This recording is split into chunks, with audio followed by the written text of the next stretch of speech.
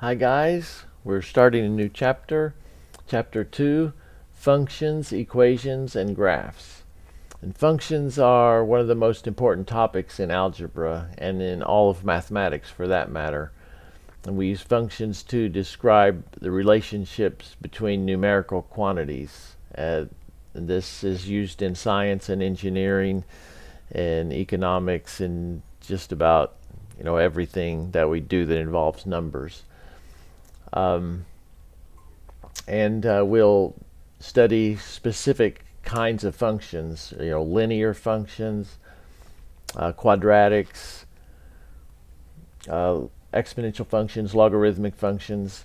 But before we do that, we need to just study the concept in general, make sure we understand all the terminology and the concepts. So let's take a look. So this section is called Relations, Functions, and Direct Variation. It's the first section in the chapter. These are the terms we're going to learn first. A relation is a set of pairs of input and output values. That's it, just a set of pairs. The domain is that's the inputs. It's a set of inputs of a relation called the x-coordinates, also called the independent variable values. Range is the outputs of a relation, that is the y-coordinates, called the dependent variable values. And those are the second number in the ordered pair. The domain, the inputs, that is, that's used as the first number in each ordered pair. Okay, and then the next term is function. That's a relation in which each element of the domain corresponds with exactly one element of the range. Okay, so we'll look at some examples. First, I want to look at your book. We have this note here, see page 60, 4 ways to represent relations. It's good to look at that.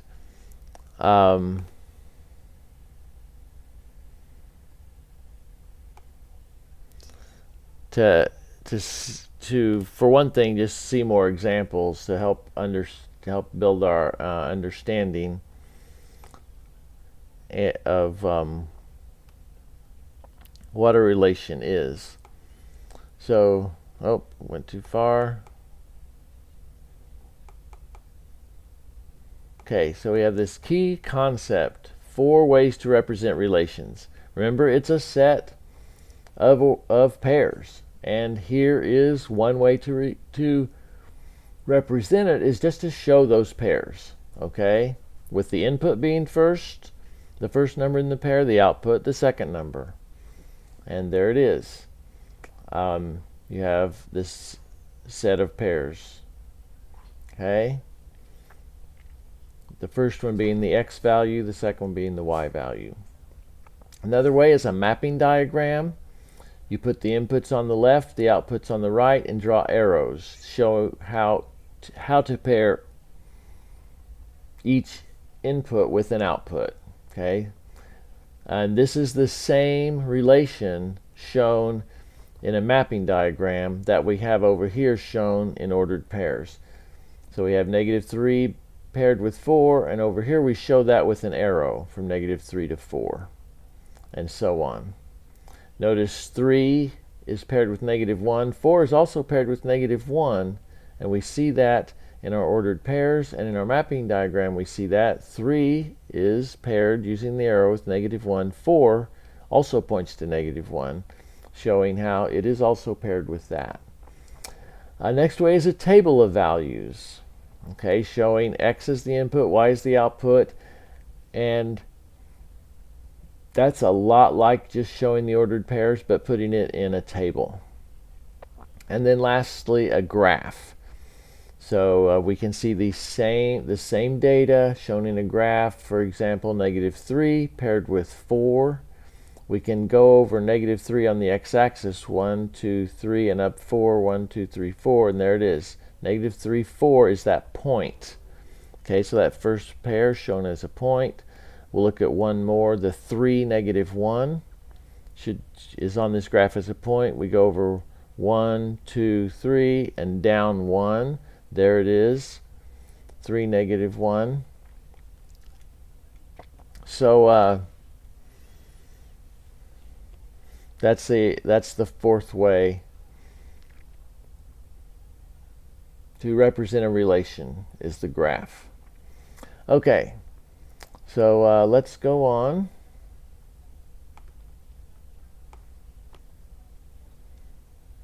Move that out of the way.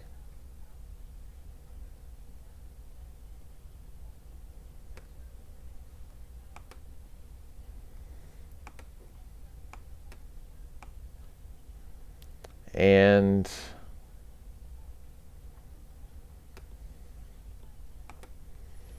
move on to these examples. Finding the domain and range. So we have here a relation in example A. It's shown as a table, which was one of our ways to show them. And we see the domain is this set of the x's, and that is 2, 4, 6, and 8. So we have them listed as the domain. The range is the y values, the second number in the ordered pair, which is 9, 12, 15, and 18. Okay, here's another example. This time it's a different relation, and we're using a different way to show it. We're using the ordered pairs in a set of ordered pairs. The domain is all the first numbers in each pair, right? So 4, 10, negative 2, 1, the first numbers. The range, the second numbers. Now, we see 6 is repeated, right? You have a 6 with this first ordered pair. You also have it in the second ordered pair. And G, you have it in the third ordered pair. But we don't have to list it 3 times in the range. Okay, it's just 6. We only need to list it once. Okay, and we should only list it once. Okay, so the next example, we want to identify functions. We want to look at the relation and see if it is a function. Remember, the definition of a function is up here. It's a relation in which each element of the domain corresponds with exactly one element of the range. Each element of the domain corresponds with exactly one element of the range. That makes it a function. So, is this first one a function? Does each element in the domain correspond to exactly one element of the range? And this might be a little tricky. We see 2 different things are pointing at the 2. It might make us wonder, let me see, the 2 things pointing at the 2, but that doesn't mean it's not a function. We just look at each element of the domain and see if it points to exactly one thing. And each of these do. You can tell by the arrows. These arrows don't branch off. You don't have 4 branching to 2 different things. 4 only goes to one thing. Negative 2 only goes to one thing. It happens to go to the same thing that 4 goes to, but that doesn't matter. Negative 2 does not branch off and go to 2 different things. It doesn't go to 2 as well as to 3 or something like that. So that is a function. So we can answer that one yes. So look at the next one. Does each element in the domain correspond with only one element in the range? If we look at them, we see this 6 corresponds to 2, and 6 also in the domain down here, it's shown again, it corresponds to 3. So we have 6 corresponding to 2 different things there, and so that is not a function, so we say no. Okay, so now let's look at function notation.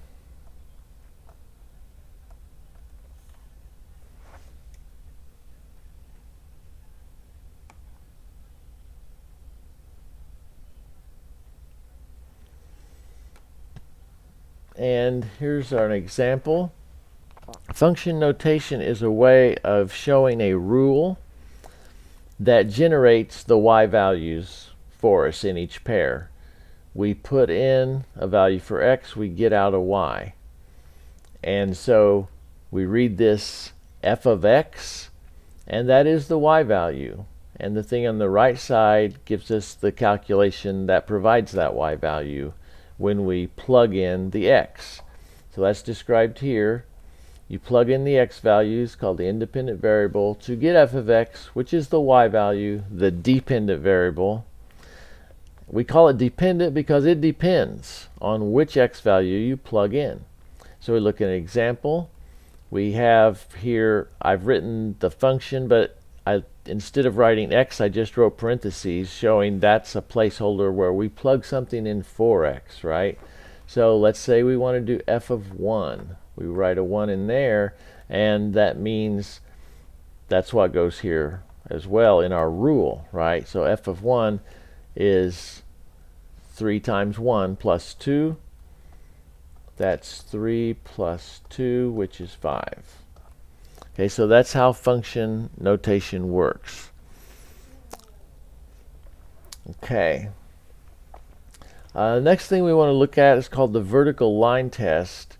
If you have a graph of a function, and remember we looked at graphs, a graph is a way of showing a function where you plot it on an xy plane, using coordinates, and this would be our x-axis and this is our y. We'll show that here too. And so on that curve, we see it as a curve, but each point on that curve represents one of the ordered pairs, right? So you go over to say -2 might be right here, and then you go up, that's about 3. You just do that one for an example. And so we have that point there that we'll call -2, 3. And that is an ordered pair in our relation. Okay, and the same for all over that curve, and then all over this curve. Each point on the curve is a pair. So we use the vertical line test to see if this is a function, and we see, is there a vertical line that would cross this twice? Because if there is, that would be an x value that has 2 different y values, right? If anywhere any vertical line crosses it twice, that would be a value where you have an x that corresponds to 2 different y's. And we look at A and say no, there's no vertical line that crosses it twice. So according to the vertical line test, it passes. So we'll say A, yes, is a function. What about this one, B?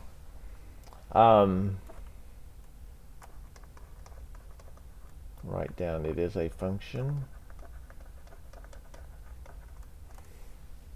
Can we draw a vertical line that crosses it twice? Well, yeah, lots of them, right? We could draw this vertical line here. Make it kind of faint. It crosses it twice. So you would have an x value there, whatever that is, might be 4. And there would be 2 different y values corresponding to it. So, no, not a function. Okay, so the last thing we're looking at is direct variation. And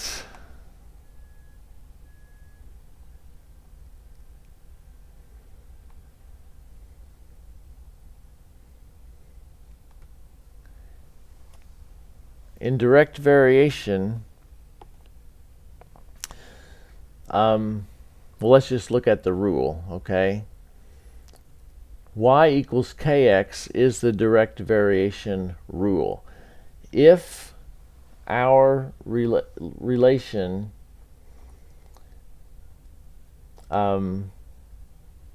satisfies that rule, then that is direct variation. Okay, so we just have to look at our data and see if that's the case, where y equals kx for all of the pairs.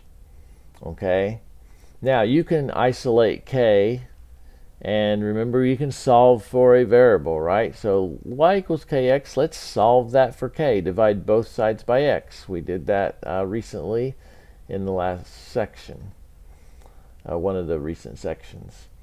So we're going to divide both sides by x, and that isolates k, and k equals y over x. So we just calculate that k for each of the pairs and see, is it really the same? Is there really a k that works for all of them? That's what we're looking at. So we have this data, and we're going to see if it is direct variation. Okay, so let's look at this. And so we would have y over x for each of the pairs, right? And so for the first one, the y is 2 and the x is 1, right? And then we're going to say equals. We're going to see if it really is equal, because the next one, the y is 6, the x is 3. So y over x is 6 over 3. And then the last one, y is 8, x is 4, 8 over 4. And we see, yeah, 2 over 1, that's 2. 6 over 3, that's also 2. 8 over 4, that's also 2. So it works. There really is a k, in this case 2, that you would multiply by x, going in back up to our direct variation rule up here. Okay, that number 2 would work. We found that it's the same for all of them, and if we take 2 times x in each of those cases, we'll get y. So look at this, 2 times the 1 was 2, 2 times 3 is 6, 2 times 4 is 8. We know it is because we calculated y over x for each of them, and it was always 2, so 2 is k. Okay, so let's just look at another example.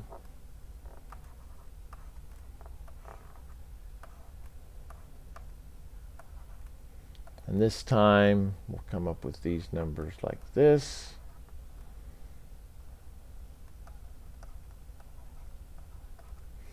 Okay, so let's see if this one is a case of direct variation. So we will take y over x, right, to get k, and that's 4 over 1. We're going to say that's equal to 8 over 2. That's our next y over x. And our last y over x is 11 over 3. Okay, so if that's direct variation, those really will all be equal. Well, we have 4 over 1 is 4. 8 over 2 is 4. So far, so good. But 11 over 3, that's not 4. Okay, right? So let's just write it's 11 over 3, and it's not equal. So this is not direct variation. Okay, might be close. If that was 12 over 3, it would be, but it's not. It's 11 over 3. So there is no k that works for all of these, right? You can take the first two and find k is 4, but on the last one, it's not. And so it's not direct variation, because k needs to work for each pair in order for it to satisfy the direct variation rule. Okay, so that's it for the things we're going to look at today. And so see you later.